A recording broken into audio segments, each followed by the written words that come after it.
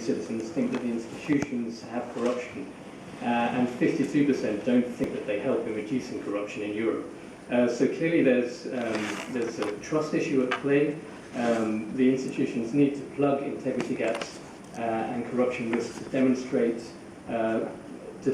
legitimacy in what they're doing and to increase confidence.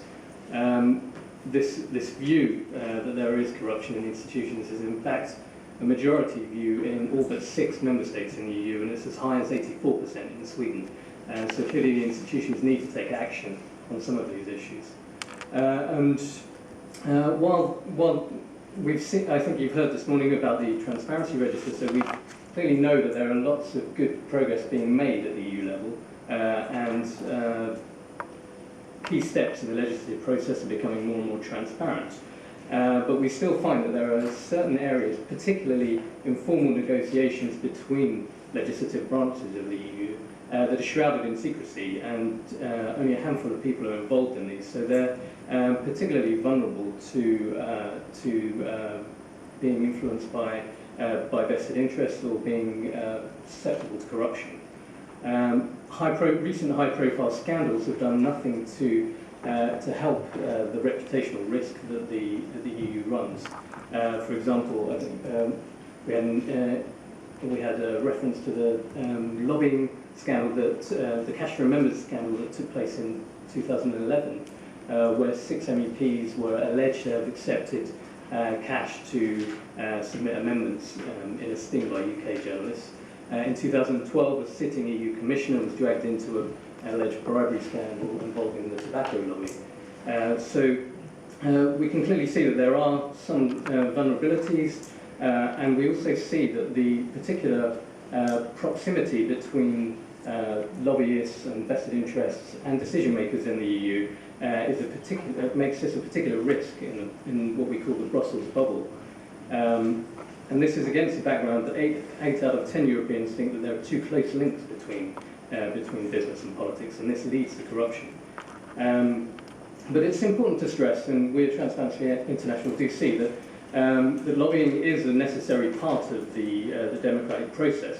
Why we think regulation is needed is to ensure a level playing field for a diversity of views to be heard, to ensure that EU decision making is done in the public interest, and to prevent and protect officials and legislators from potential conflicts of interest and abuse of office. So what are we doing at the TIEU office? Amongst our normal advocacy and priorities that we're running on transparency and lobbying, we've also been running this 2-year integrity system project to look at integrity in the institutions. And what we're looking at here is how the institutions deal with internal corruption risks, how they foster public sector integrity, and how they contribute to the fight against corruption, the wider fight against corruption in Europe. Now, we've looked at rules and practices in 10 institutions, looking at their independence, their accountability, transparency, and their internal integrity mechanisms. And some of the key findings and recommendations that we have, and which I'll touch on a bit later, address lobby transparency, ethics, conflicts of interest, and these are major issues of concern. So moving to 2 of these specific topics, the revolving doors. At the EU level, there really are a lot of rules in place to regulate the revolving door, but what we've seen for our research is that they vary greatly depending on who they apply to, and problems still persist with how they're being implemented. So to start with, EU civil servants. The general staff rules place strict obligations on EU civil servants. They have to notify their institution during a 2-year period after leaving office of any potential future employment, and the institution has the ability to forbid the former employee from taking on that new role, or they can attach conditions. And they assess this on the basis of whether it presents a conflict of interest with the work that the civil servant did in their last 3 years of service. And we see that the rules are actually broadening in scope, showing that the institutions are growing increasingly sensitive to how important these issues are. We've heard about cooling off periods, and from 2014, senior permanent staff will have a 1-year cooling off period where they're not allowed to lobby their former institution. And the institutions will have to report annually on how well this rule is being implemented. So we hope this will be a useful way to see how effective this tool is to prevent conflict of interest and undue influence. And also from 2014, all new civil servants will have a pre-appointment conflict of interest check. However, we do see that there are still signs that the current rules that are already in place are being let down in some ways by weak implementation. For example, we found no evidence that institutions proactively or systematically can contact former staff to let them know of their obligations, check that they're complying. Not all staff are covered by the rules, depending on the staff category. So we see with temporary staff in some institutions, they're not covered by the same kinds of obligations. Special advisors to commissioners have no post-employment obligations. Assistants to parliamentarians, in fact, while covered by the staff regulations, only have post-employment obligations if they're assistants in Brussels. If they're assistants in the home country of the Member of Parliament, then they're not covered by any common post-employment obligations, even though they're doing potentially the same kinds of work. Along this, the institutions don't appear to be taking seriously always the sanctions that are available to enforce the obligations. Civil society organisations have drawn attention to a number of problematic cases where potential conflicts of interest may exist with former civil servants moving to the private sector or to lobby firms, but these cases haven't been picked up by the institutions. And the European Ombudsman is currently looking into 10 cases which were raised by NGOs. And indeed, this week the Ombudsman called for an independent body to be set up to look at regulating revolving doors appointments within the institutions, because she feels that the institutions may not be doing this stringently enough. But what about senior EU figures? Here we see that there are inconsistent rules across the institutions and wide divergencies in how stringently these figures are being prevented from going through revolving doors, which may present conflicts of interest. The legal basis and codes of conduct differ in application to these actors in how directly they place post-employment obligations upon them. For example, we see with judges at the European Court of Justice, they have a 3-year cooling off period, whereas commissioners only have an 18-month cooling off period. Members of Parliament have no cooling off period at all, despite their exposure to lobbyists. There are no common EU level rules for national representatives in the Council of Ministers, for example. Without proper monitoring and enforcement of the rules already in place, we see corruption risks and low integrity standards among the higher echelons in the EU institutions remain a real risk. Often the institutions are resorting to self-regulation rather than independent monitoring to look at revolving doors. And advisory groups are often people with former or current members of the institution they're supposed to be monitoring. Here we've seen, even with the Commission's ad hoc advisory group on ethics that monitors compliance by commissioners with their code of conduct, this committee itself has been subject to criticism for revolving doors. As a member of the committee, was a member of the legal service and then moved into a corporate law firm that was representing tobacco interests. And the Ombudsman felt that there was a conflict of interest in this individual being appointed to the ethics committee. This member has stepped down from the committee before the Ombudsman's decision. We also see that there are, it's not just the safeguards when people leave office that may be problematic, but we also see that there are weaknesses in pre-appointment integrity checks, despite independence often being a legal prerequisite for some of these positions. We also see that the tools to prevent conflicts of interest while they're in office are being weakly applied, and through our research we've found no evidence of very stringent and comprehensive verification of asset declarations, particularly of financial information in asset declarations. And now moving to look at expert groups. The Commission uses external expertise via expert groups where it has knowledge gaps in certain policy areas, and we recognise the legitimacy in using external expertise to inform the policy making and law making process. Commission expert groups advise them on preparing draft legislative proposals that they submit to the legislative branches. They also help with the implementation of existing laws, and importantly, they also help the Commission to prepare technical legislation that the Commission can adopt itself. And this is in various areas such as food regulation, chemicals regulation, financial services.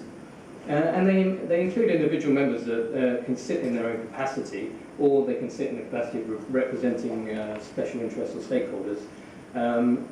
The expert groups also count organisations and national authorities.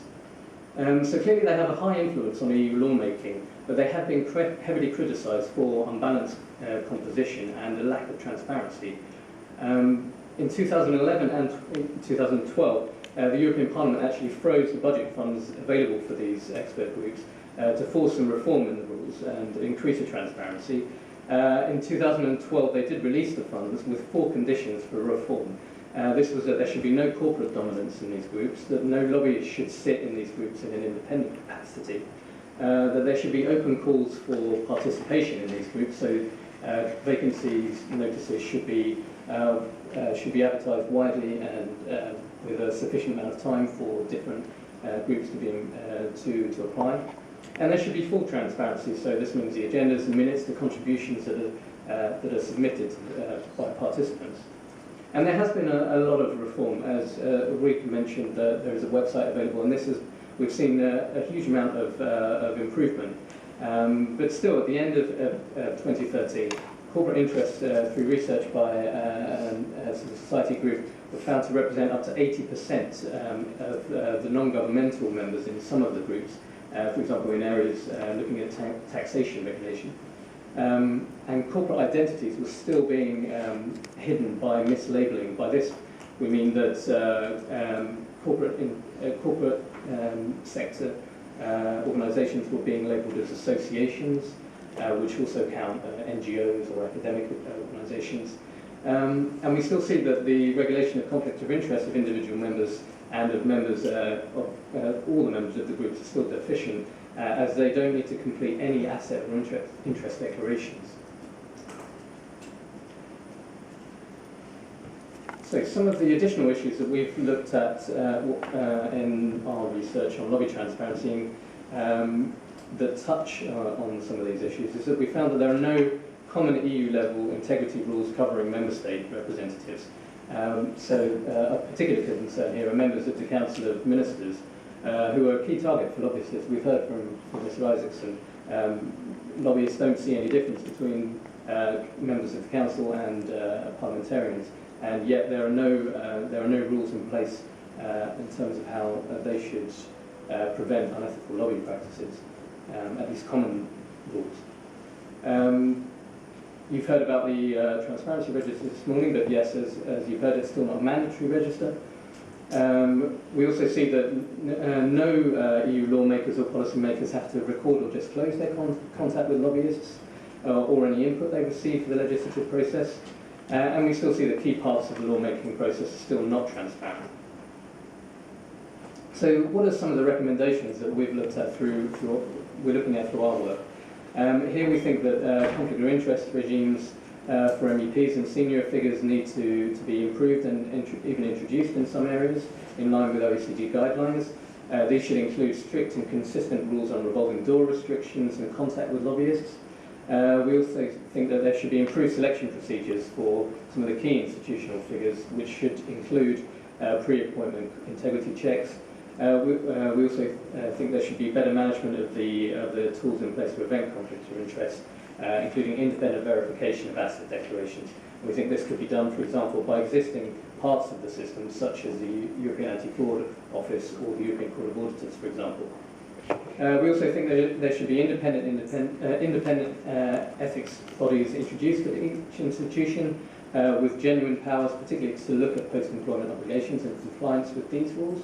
And we also think, as I mentioned, that there should be common integrity rules for national representatives.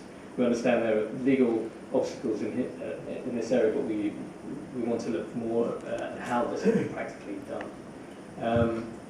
And lastly, to some of the more important and salient recommendations for this topic: improve transparency in key parts of the lawmaking process, make the transparency register mandatory, and introduce what we term a legislative footprint at the EU level, which is a mechanism that should allow for lawmakers to disclose any contact they have with lobbyists and to track and record any input that they receive from lobbyists or civil society and anyone involved in the consultation process.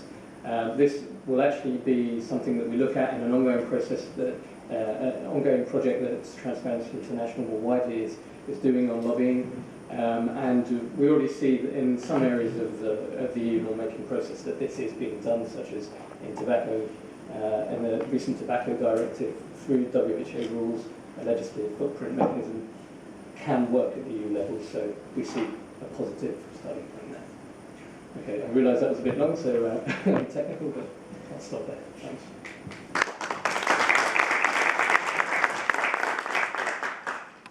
Thank you, Mark. It was not long, not so technical.